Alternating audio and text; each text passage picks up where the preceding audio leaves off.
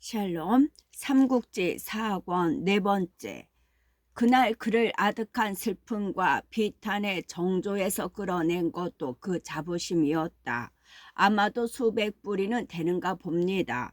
매년 가을이 되면 너댓 뿌리씩 빠지는데 겨울에는 더 심하기 때문에 검은 비단 주머니로 싸둡니다. 빠지는 것을 막기 위해서 하는 일이지요. 관우가 이번에는 자랑하듯 자신의 수염을 쓸며 대답했다.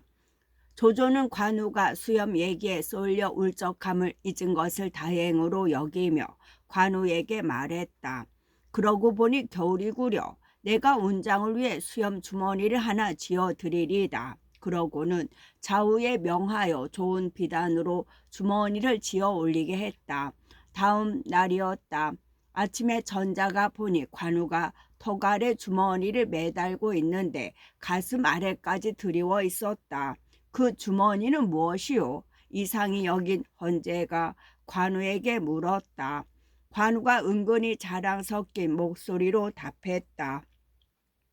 신의 수염이 길고 어지러워 승상께서 그걸 싸두라고 주머니를 지어주셨습니다. 그거 참 재미난 일이요. 어디 한번 봅시다. 어떤 수염이길래 주머니로 싸두어야 하는지 궁금하구려. 헌재가 그렇게 말하자 관우는 수염을 싼 주머니를 벗겼다. 100가지 드리운 검은 수염이 그 안에서 나오자 헌재가 감탄해서 말했다. 참으로 수염이 아름답구려. 그대를 미염공이라 불러야겠소. 천자가 그렇게 말하니 그 뒤로는 사람들이 모두 관우를 미염공이라 불렀다. 또 하루는 이런 일이 있었다. 그날도 관운장을 위해 잔치를 연 조조는 술자리를 끝나자 몸소 승상부 밖까지 나와 관운장을 대응했다. 그런데 관운장의 말이 몹시 야위고 지쳐 보였다. 공의 말이 어째서 이렇게 야위었소? 조조가 관운장에게 물었다. 관운장이 대답했다. 전하 몸이 너무 무거워 말이 그 무게를 잘 견뎌내지 못합니다. 그래서 언제나 살이 붙지 않는 것입니다. 그 말을 들은 조조는 다시 선심을 쓸 좋은 기회가 생겼다 싶었다. 곧 좌우를 시켜 말 한 피를 끌어오게 했다. 오래자나 온몸이 불붙는 수처럼 시뻘겋고 모양이 몹시 크고 힘차 보이는 말 한 필이 끌려 나왔다. 공은 이 말을 알아보시겠소? 조조가 그 말을 가리키며 관우에게 물었다. 관우가 금세 그 말을 알아보고 되물었다. 이 말은 여포가 탔던 그 적토마가 아닙니까? 그렇소. 특별히 공에게 주려고 하오. 조조가 그렇게 말하며 안장과 고삐를 갖추어 관우에게 주었다. 승상 고맙습니다. 실로 이 은혜를 어떻게 갚아야 할지 모르겠습니다. 관우가 기뻐 어쩔 줄 몰라 하며 두 번, 세 번 조조에게 절해 고마움을 나타냈다. 평소에 그에게는 어울리지 않을 만큼 지나친 감사였다. 조조가 까닭없이 마음이 어두워져 물었다. 지난날 내가 미인이며 비단과 금은을 보냈을 때는 절하며 받는 일이 없더니 이제 말을 주자 이토록 기뻐하며 두 번, 세 번 절하시는구려. 어찌하여 사람은 천하게 여기면서 한낱 짐승은 이토록 귀히 여기시는 거요. 그러자 관우는 서심없이 대답했다. 저는 이 적토마가 하루에 전리를 간다고 들었습니다. 이제 다행히 이 말을 얻게 되었으니 만약 형님이 계신 곳을 알게 된다면 하루로 달려가 배울 수 있을 것입니다. 어찌 승상께 감사드리지 않을 수 있겠습니까? 실로 감탄할 만한 의리요 정이었다. 조조는 그 말을 듣자 한편 놀라고 한편 후회하였으나 이미 늦은 뒤였다. 소태십은 기분으로 거듭 감사를 올리며 적토마를 끌고 가는 관우의 뒷모습을 바라볼 뿐이었다. 그 일이 있고 난 뒤부터 조조는 차차 관우를 자기 사람으로 만드는 일에 자신을 잃어갔다. 그 같은 조조의 심경을 잘 보여준 게 장요를 잡고 단식처럼 한 물음이었다. 나는 운장을 박하게 대접하지 않았건만 그는 항상 떠나갈 생각만 하니 어찌된 셈인가. 장요도 조조의 노력이 번번이 허사로 돌아가는 걸 곁에서 보아온 터였다. 운장을 달래 데려온 사람이 바로 자기라. 적이 송구스러운 마음으로 말했다.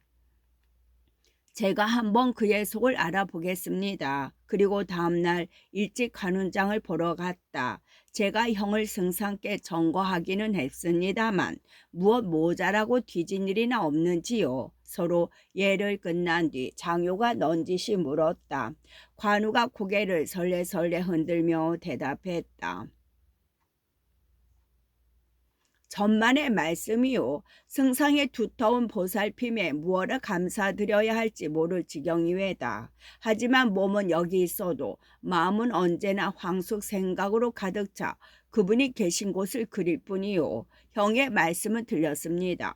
세상을 살아가는데 무겁고 가벼운 것을 분별하지 못하면 장부라 할 수 없습니다. 현덕공이 아무리 형을 잘 대접했다 하더라도 우리 승상만은 못했을 것입니다. 그런데도 형은 어찌하여 떠날 생각만 하고 계십니까? 나도 조공이 나를 두터이 대접하고 있다는 것은 잘 알고 있어. 그러나 나는 이미 황숙의 두터운 은희를 입은 데다 함께 죽기로 맹세까지 하였으니 저버릴 수 없소이다. 끝내 이곳에 머무를 수 없는 일이요. 하지만 그냥 떠나지는 않겠소. 반드시 조공의 은희에 보답한 뒤에 떠날 것이니 그 일은 걱정하지 마시오. 장효의 다구치는 듯한 물음에 관우는 그렇게 대답했다. 이미 장효가 온 뜻을 헤아린 듯했다. 장효 역시 관우가 조조의 사람이 될 리는 없다는 걸 잘 알면서도 행여나 하는 기분으로 다시 물었다. 만약 현독공이 이미 세상을 버리셨다면 그때는 어디로 돌아가시겠소? 그때는 형님을 따라 땅 밑에 들 뿐이요.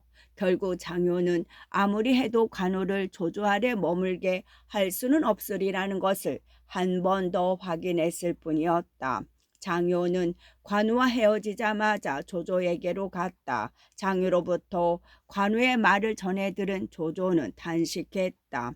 주인을 섬기는데 그 근본을 잊지 않으니 운장은 실로 전하에 의사하다. 하지만 끝내 보내야 한다니 참으로 아깝구나. 조조가 못내 안타까워하자 순욱이 한 꾀를 일러 주었다. 저 사람이 말하기를 공을 세워 은덕을 갚을 뒤이라야 떠날 것이라 했습니다. 만약 그에게 공을 세울 기회를 주지 않는다면 떠날 수 없을 것입니다. 조조도 생각해보니 관우를 잡아두는 길은 그 길밖에 없었다. 괴롭게 고개를 끄덕이며 순욱의 말을 따르기로 했다. 그때 유비는 원소 밑에 머물러 있었다. 그 한 몸은 변했으나 생사를 알 수 없는 가설들이며 두 아우의 일로 아침 저녁 마음이 변치 못했다. 현덕은 무슨 걱정이 그리도 많으시오. 원소가 그런 유비에게 물었다. 유비가 울적하게 대답했다.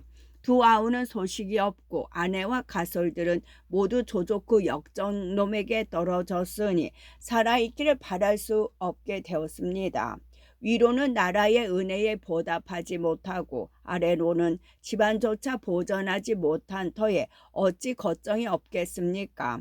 그러자 원소가 왠지 겸언쩍은 표정을 짓다가 불쑥 말했다.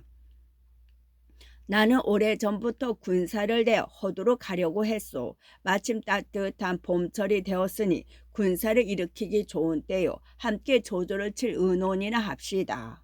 그리고 여러 모사들을 불러 모은 뒤 조조를 깨트릴 의논을 시작했다. 전풍이 먼저 입을 열었다. 전에는 조조가 서주를 칠 때라 허도가 비어 있었습니다. 그때 우리가 군사를 내었었더라면 조조는 허도를 구할 틈이 없었을 것입니다. 그러나 지금은 다릅니다. 서주는 이미 깨트려졌고 조조의 군사들은 그 싸움에 이겨 한창 그 기세가 날카로우니 가볍게 맞설 수 없게 되었습니다. 시를 끌며 조조에게 틈이 벌어지기를 기다려 움직이는 편이 좋겠습니다. 원수가 들어보니 잠옷 오른 헤아림이었다. 잠시 생각에 잠겼다가 문득 유비를 돌아보며 물었다. 전풍은 내게 굳게 지키는 쪽을 원하는데 현덕의 생각은 어떻소? 조조는 임금을 속이는 역적입니다. 명공께서 치지 않고 구경만 하시다가 세상 사람들로부터 대의를 잊었다는 말을 들을까 두렵습니다. 전풍의 말 한마디에 마음이 흔들리는 원소를 유비가 부추겼다. 세상의 평판을 중히 여기는 원소의 허영심을 겨냥한 부추김이었다. 과연 원소는 그 말에 다시 마음을 바꾸었다. 현덕의 말이 매우 옳소. 곧 조조를 치도록 하겠소. 그 한마디로 군사를 일으킬 결정을 내렸다. 전풍이 그런 원소를 한 번 더 말렸다. 아니 됩니다. 지금은 때가 아닙니다. 너희들은 금줄이나 희롱하며 물을 가볍게 여기는 자들이다. 나로 하여금 전하의 대의를 저버리게 할 작정이냐. 원소가 조금 전에 동요도 있고 성난 목소리로 전풍을 꾸짖었다. 그러나 전풍은 물러서지 않았다. 머리는 조아릴지언정 말투는 한층 꼬장꼬장해져 말렸다. 만약 명공께서 저의 옳은 말을 듣지 않으시고 군사를 내신다면 반드시 이롭지 못한 일이 생길 것입니다. 그 말에 원소는 더욱 노했다. 크게 군사를 일으키려는 마당에 어디서 함부로 요망한 주동이를 놀리느냐. 여봐라. 저놈을 끌어내다 목을 베어라. 그렇게 소리치며 닭자를 쳤다. 유비가 그런 원소를 말려 간신히 목숨을 구했으나 전풍을 끝내 옥에 갇히는 신세가 되고 말았다. 저수는 전풍이 옥에 갇히는 걸 보자 원소의 뒤끝이 반드시 좋지 않은 걸 알았다. 마침내 출병이 결정되어 떠나기 전날 일가 친척을 모두 불러 모은 뒤 있는 재산을 모조리 나누어 주며 말했다. 나는 군사들과 함께 가는 터라. 이 싸움에 이긴다면 위세가 더할 나위 없을 것이요. 진다면 이 한 몸도 보전할 수 없을 것이다. 어느 쪽이든 이 재물이 무슨 소용이랴. 그리고 처연이 종군에 가니 그의 일가 친척들은 모두 눈물로 그를 배웅했다. 저수의 가슴속에 숨겨진 불길한 예감이 은연중에 그들에게도 전해진 것이리라. 원소는 대장 알량을 선봉으로 삼아 군사를 먼저 백마성으로 내었다. 오래 함께 지내 알량을 잘 아는 저수가 원소를 일깨웠다. 알량은 속이 좁은 사람이니 비록 무예가 뛰어나다 해도 혼자 보내서는 안 됩니다. 알량은 나의 상장이다. 너희들이 헤아릴 바가 아니다. 원소는 그 한마디로 저수의 말을 물리치고 그대로 군사를 나아가게 했다. 원수의 대군이 여양에 이르자 동군 대수 유연이 놀라 이 일을 허도에 알렸다. 조조는 급히 사람들을 모아 원수를 막을 의논을 했다. 원수가 대군을 일으켜 허도로 오고 있다는 소문은 관우의 귀에도 들렸다. 유비가 그들과 함께 있음을 알 리 없는 관우는 그것을 조조의 은혜를 갚을 좋은 기회로 보았다. 소문을 듣기 바쁘게 승상부로 달려가 조조에게 말했다. 승상께서 군사를 일으키신다는 소식을 들었습니다. 바라건대 저를 앞장 세워 주십시오. 하지만 조조는 아직 관우에게 공을 세울 기회를 주고 싶지 않았다. 순욱이 말했듯 공을 세울 기회를 주지 않는 것만이 그를 오래 잡아둘 수 있는 길이라 여긴 까닭이었다. 아직 장군은 번거롭게 할 때가 아닌 듯하고 그럴 일이 있으면 그때 마땅히 장군에게 청을 드릴 것이요. 조조가 그렇게 나오니 하는 수가 없었다. 관우는 멀쑥해져 승상부를 나오고 말았다. 조조는 곧 15만의 군사를 일으킨 뒤 세 길로 나누어 원소를 맞으러 떠났다. 그런데 도중에 다시 유연에 급한 정가리와 조조는 먼저 5만을 떼어 몸소 이끌고 백마로 달려갔다. 얕은 토산에 진체를 내린 조조는 그 위에서 원소군의 진체를 바라보았다. 넓은 벌판 가득 알량이 이끈 10만의 정병이 진세를 벌이고 있었다. 원소군의 전부였다. 그것을 한참 내려다본 조조가 문득 곁에 있던 옛 여포의 장수 송헌에게 말했다. 내가 듣기로 그대는 여포 아래에서 용맹한 장수라 했소. 알량과 한번 싸워볼 만하다. 그대 생각은 어떤가? 그렇잖아도 옛주인 여포를 사로잡아 조조에게 바친 일 외에 이렇다 할 공을 세워보지 못한 송원이었다. 조조의 물음에 한마디로 응낙하고 창을 휘두르며 말을 달려나갔다. 문기 아래서 칼을 비껴든 채 말 위에 있던 알량도 송원이 달려오는 걸 보았다. 한마디 성난 외침과 함께 말을 박차 송원을 맞았다. 송원은 기세 좋게 창을 내질렀으나 원래가 어림없는 상대였다. 겨우 새 합을 부딪히기도 전에 알량이 한 칼을 맞고 목이 떨어졌다. 알량은 참으로 무서운 장수로구나.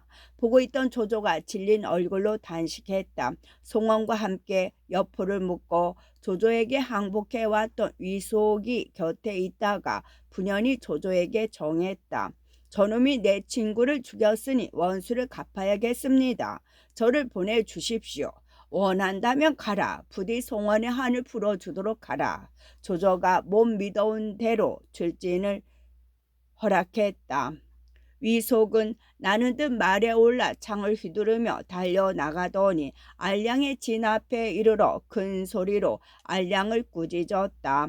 알량이 아무 대꾸 없이 달려나와 위속을 맞는데 두 마리 한번 엇갈리는가 싶더니 위속 또한 몸이 두 쪽으로 갈라져 말 아래로 떨어졌다. 이제는 누가 알량을 당하겠는가. 위속마저 어이없이 죽는 걸 보고 낙담한 조조가 다시 그렇게 단식했다. 제가 한번 나가 보겠습니다. 서황이 큰 도끼를 둘러매고 나서며 소리쳤다. 조조는 말없이 고개를 끄덕여 그에게 기대를 걸어보았다. 그러나 서황도 끝내 알량을 당해내지 못했다. 이미 이름난 장수를 둘씩이나 죽여 기세가 오를 대로 오른 알량이라 그런지 서왕이 원래 약한 장수가 아니건만 스무합을 견디지 못하고 조조의 본진으로 쫓겨 들어왔다. 서왕마저 그 꼴이 나자 조조의 여러 장수들은 한결같이 알량을 두려워하는 기색을 드러냈다. 그렇게 되면 싸움은 이미 틀린 일이었다. 조조가 먼저 징을 쳐 군사를 거두고 알량 또한 그날 싸움에서 얻은 것에 만족했는지 군사를 거두어 본진으로 돌아갔다. 저 싸움에서 두 장수를 잃어 기세가 꺾인 조조는 근심에 사로잡혔다. 답답함을 이기지 못해 군막 안을 서성이고 있는데 정욱이 들어와 말했다. 제가 알량을 대적할 만한 인물 하나를 정거에 올리겠습니다. 그 말에 조조는 귀가 번쩍 뛰어 물었다. 그게 누구요? 누가 알량을 당해낼 수 있단 말이요? 관운장이 아니면 아무도 알량을 감당할 수 없을 겁니다. 그렇지만 그가 공을 세우게 되면 이내 내게서 떠날 것이요. 나도 그가 지난날 회웅을 베던 일을 떠올렸으나 그 때문에 말을 내지 않은 것이요. 조조가 씁쓸한 얼굴로 그렇게 반대했다. 정욱이 그런 조조에게 다가들며 은근한 목소리로 말했다. 꼭 그렇게만 생각하실 일은 아닙니다. 만약 유비가 살아있다면 그는 틀림없이 원소에게 투항했을 것입니다. 그런데 이제 운장을 내보내 원소의 군사를 깨뜨린다면 원소는 반드시 유비를 의심해 죽일 것입니다. 유비가 죽는다면 운장이 가려 한들 어디로 가겠습니까? 조조가 들어보니 과연 기막힌 꾀였다. 곧 정욱의 말을 따르기로 하고 사람을 뽑아 허도에 있는 관우를 불렀다. 조조의 부름을 받은 관우는 이내 출전 제비를 하고 두 분 형수에게 작별을 드렸다. 두 부인이 그런 관우에게 당부했다. 큰 아주머님께서는 이번에 가시거든 꼭 황숙의 소식을 알아보도록 하십시오. 그리하겠습니다. 관우는 그렇게 대답하고 적토마 위에 올랐다. 종자 몇 명만 뒤따린 채 그날로 백마에 이른 관우는 곧 조조를 찾아보았다. 조조는 관우에게 알량이 송원과 위속 두 장수를 죽인 일을 말하고 도움을 구했다.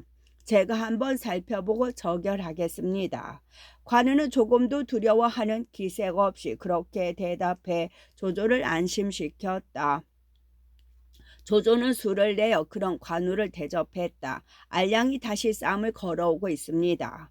조조와 관우가 몇 번 술잔을 나누기도 전에 호련 군사가 달려와 알렸다. 따라오시오. 공이 알량을 살필 수 있는 곳으로 내가 안내하겠소.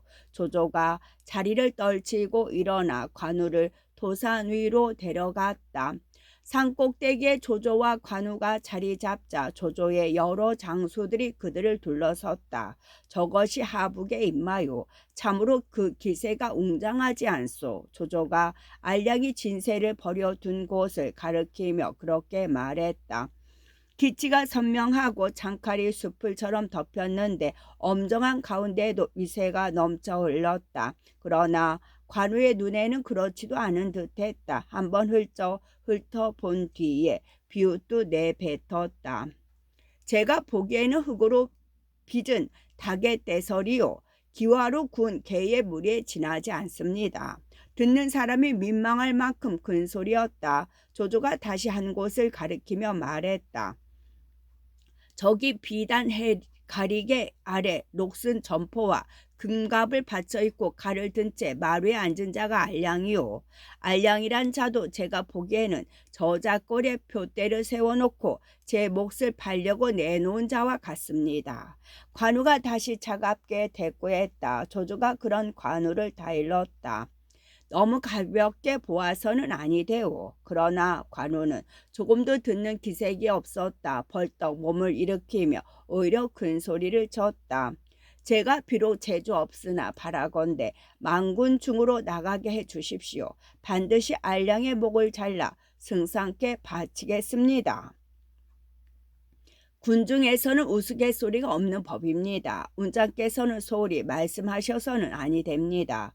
듣다 못한 장효가 관우를 나무라듯 말했다. 관우는 그 말에 대꾸도 않고 분연히 말 위에 뛰어올랐다. 청령도를 꼬나 잡고 산 아래로 달려나가는데 부릅뜬 봉의 눈에 누에 같은 눈썹을 지켜 세운 봄이 말 대신 행동으로 자신을 증명할 작정 같았다. 관우가 성난 기세로 뛰어들자 하북의 군사들은 감히 그 앞을 가로막지 못했다. 물결 갈라지듯 비켜서 길을 내주니 관우는 똑바로 알량하게 다가들었다. 비단 해가리개 아래 서 있던 알량도 관우가 달려오는 걸 보았다. 먼저 누구인가를 알아보려 했으나 적토마가 너무 빨랐다. 미처 입을 열기도 전에 어느새 관우가 눈앞에 이르러 있었다. 놀란 알량이 급히 칼을 휘둘러 막았지만 손발이 제대로 움직여주지 않았다. 관우가 정량도를 높이 저들어 내리치자 알량은 허무하게도 말 아래로 떨어져 죽었다.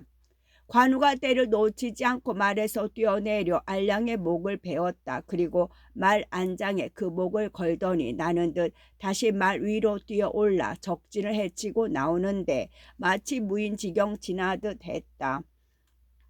그 엄청난 기세에 놀란 하북의 군사들은 한번 싸워보지도 않고 저절로 어지러워졌다. 그때 다시 조조의 군사가 승세를 타고 덮치니 싸움은 그대로 결판나고 말았다. 원수의 군사들은 헤아릴 길이 없는 시체와 수많은 마필 및 군기를 남겨두고 수십 리를 쫓겨갔다. 관운장이 알량의 목을 들고 산 위로 돌아오자 거기 있던 여러 장수들은 한결같이 징하해 마지 않았다. 그 중에서도 조조의 감탄은 특히 더했다. 장군은 참으로 신인 이외다. 그러나 공을 이룬 뒤에 겸손한 것이 또한 유별난 자부심에 못지않은 관우의 특징이었다. 대단찮은 일을 했다는 듯 겸양의 말을 했다. 저 같은 것이게야 어찌 그 말이 가당하겠습니까? 제 아우 장익덕은 100만 대군 중에서 상장의 목 얻기를 주머니에서 물건 꺼내듯 합니다. 기쁜 중에도 그 말에 조조는 가슴이 서늘했다. 좌위에 늘어선 장수들을 둘러보며 깨우쳐 주기를 잊지 않았다. 뒷날 장익덕을 만나거든 결코 가볍게 맞서지 말라. 그리고 소매와 옷깃에 그 이름을 적어 잊지 않도록 당부했다. 한편 관우에게 대장을 잃고 쫓겨가던 알량의 군사들은 도중에 원소의 본진을 만났다. 붉은 얼굴에 긴 수염을 늘어뜨리고 큰 칼을 쓰는 장수가 알량의 목을 베어가는 바람에 싸움에 크게 졌다는 말을 듣자 원소가 좌우를 돌아보며 물었다. 그 장수가 누구이겠는가? 그는 틀림없이 유현덕이 아우 간운장일 것입니다.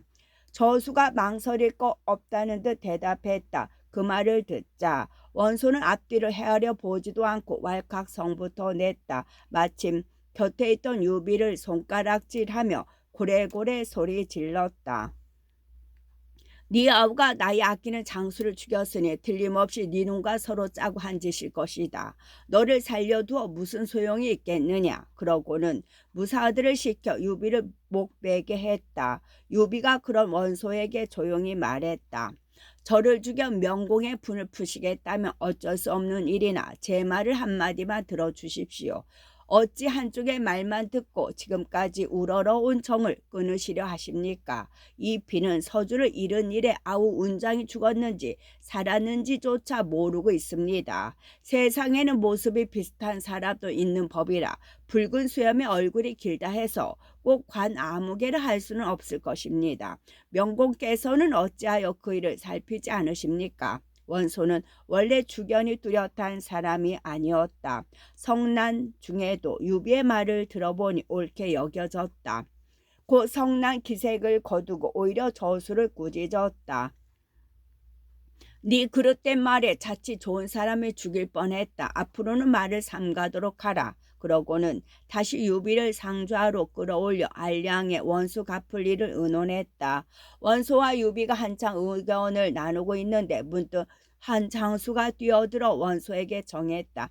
알량은 나와 형제처럼 지낸 사람입니다. 이제 조조 그 역적놈에게 죽음을 당했는데 어찌 한을 풀어주지 않을 수 있겠습니까? 이번에는 저를 보내주십시오. 유비가 살피니 키가 8자의 얼굴은 해태같이 무섭게 생긴 장수였다. 바로 알량과 나란히 이름을 떨치던 하북의 맹장 문추였다. 알량의 죽음으로 어둡던 원소의 얼굴이 그를 보자 일시에 밝아졌다. 오, 문초로구나. 그대가 아니면 누가 알량의 원수를 갚아줄 수 있겠는가? 좋다. 그대에게 군사 10만을 줄 터이니 얼른 황하를 건너 조조를 잡아 죽이도록 하라. 그때 다시 저수가 나서서 말했다. 아니 됩니다. 지금은 연진 땅에 군사를 머무르게 하시다가 따로이 관도에 군사를 나누어 보내도록 하는 게 상책입니다. 섣불리 황하를 건넜다가 무슨 병고라도 있으면 모두가 돌아올 수 없게 됩니다. 부대하려 일을 정하십시오. 원소는 그 말을 듣고 벌컥 화를 냈다. 너희들은 모두 군사들의 마음을 거느리고 풀어지게 만들어 세월만 허비하니 큰일에 방해만 될 뿐이다. 어찌하여 군사를 움직이는 데는 재빠름이 높이 여긴다는 말로 들어보지 못했느냐. 그렇게 저수를 꾸짖어 물리쳤다. 저수는 길게 탄식하며 원소 앞을 물러갔다.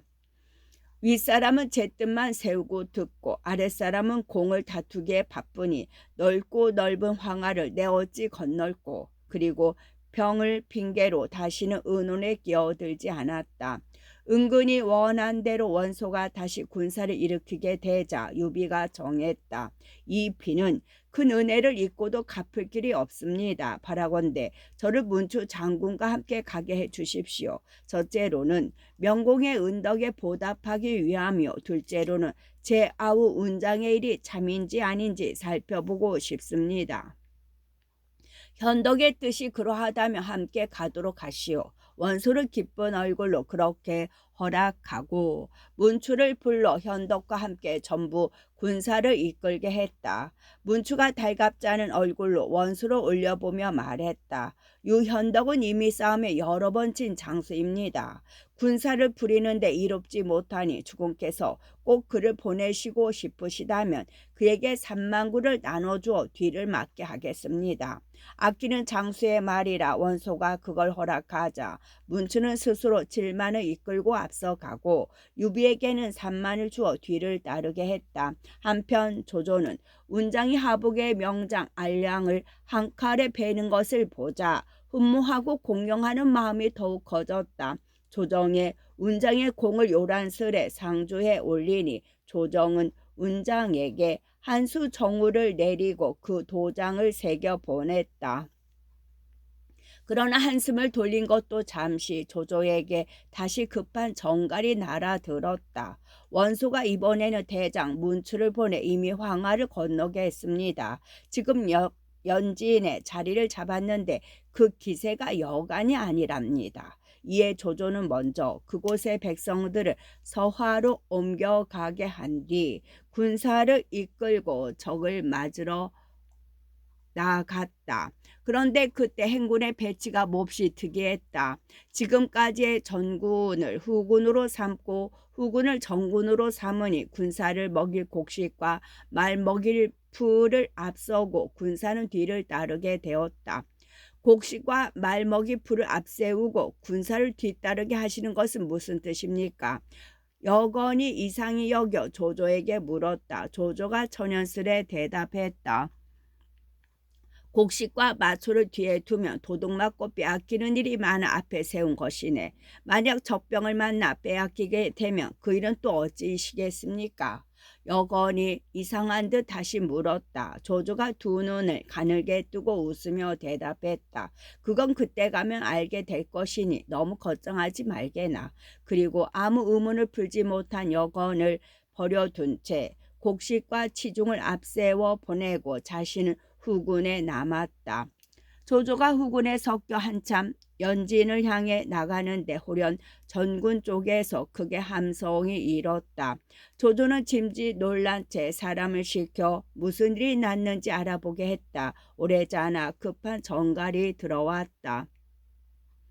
하북의 대장 문추의 군사가 이르러 아군은 군량과 말먹이 풀을 모두 빼앗기고 사방으로 흩어져 달아나고 있습니다. 거기다가 후군은 이토록 멀리 있어 구원해주기 어려우니 이를 어찌면 좋겠습니까? 그러나 조조는 별로 놀라거나 근심하는 기색이 없었다. 문득 채찍을 들어 양쪽 언덕을 가리키며 말했다. 하북의 군사들이 그토록 강하다면 잠시 피하는 길밖에 없지. 저기가 좋겠다. 모두 저리로 피하라. 그 말이 떨어지기 바쁘게 조조의 군사들은 그 산 언덕으로 기어 올라갔다. 한번 싸워보지도 않고 군사의 사기를 떨어뜨리는 일은 원래 병가가 꺼리는 바였다. 그러나 조조는 거기다가 한술 더 떴다. 여기서 마음껏 쉬도록 하라. 두구를 벗고 갑옷을 끌러도 좋다. 말은 모두 풀어주어 풀을 뜯게 하라. 언덕 위에 오른 조조는 또다시 그런 뜻밖의 영을 내렸다. 내막을 알리 없는 군사들은 조조가 시키는 대로 했다. 그때 문추의 군사들이 어느새 그곳에 이르렀다. 적군이 왔습니다. 어서 빨리 마피를 거두게 하시고 물러나도록 하십시오. 백마로 돌아가야 합니다. 장수들이 입을 모아 조조를 재촉했다. 오직 순유만이 그런 장수들을 급히 말렸다.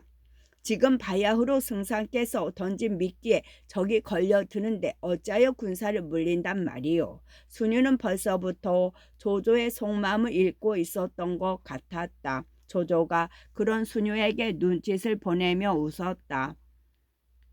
순유는 조조가 더 말하지 말라는 뜻인 줄 알고 그대로 입을 다물었다. 문추의 군사들은 이미 조조의 전군으로부터 군량과 묘초며 수레와 병장기를 빼앗아 재미를 본 뒤였다. 다시 말들이 흩어져 있는 걸 보자 욕심이 일었다. 싸움은 뒷전에 두고 이리저리 말을 잡는 데만 힘을 쏟으니 대우가 제대로 유지될 리 없었다. 자연 앞뒤가 뒤섞이고 좌우가 얽혀 부대 간의 구분도 없고 군령도 통하지 않는 난군이 되고 말았다. 이때다. 모든 장졸들은 언덕을 내려가 적을 쳐부숴라. 조조가 그런 문수의 군사들을 내려다 보다가 소리쳤다. 조조의 군사들이